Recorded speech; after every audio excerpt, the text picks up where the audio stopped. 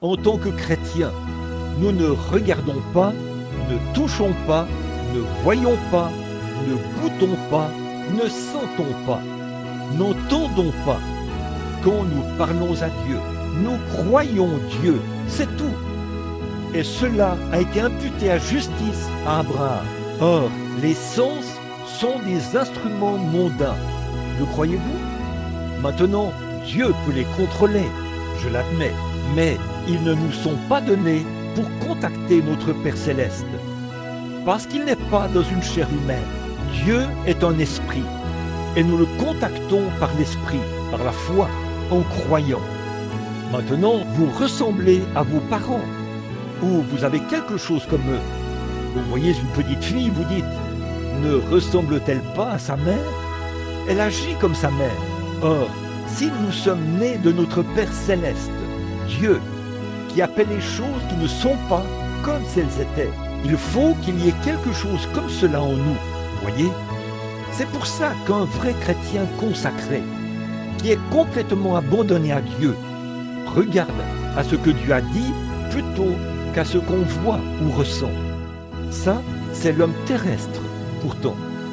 Si nous marchons selon la chair, nous ne pouvons pas plaire à Dieu. Nous marchons selon l'esprit. Vous voyez? En effet, Dieu a tout fait, plus que son devoir était de le faire. Il a envoyé des prophètes et des sacrificateurs. Il a envoyé son Fils. Il a envoyé le Saint-Esprit. Il a tout fait. Il a même lui-même promis avec serment qu'il accomplirait ces choses.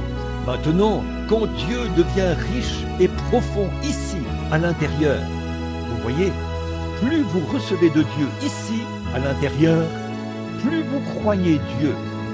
Parce qu'il y a plus de lui là. Et plus vous développez cela ici, à l'intérieur, plus vous pouvez croire Dieu. Écoutez maintenant, Dieu qui donne la vie aux morts et qui appelle les choses qui ne sont point comme si elles étaient. Savez-vous quoi? Comment Dieu a-t-il fait la terre, cette terre sur laquelle vous êtes ce matin? Les gens ne veulent pas croire en la foi.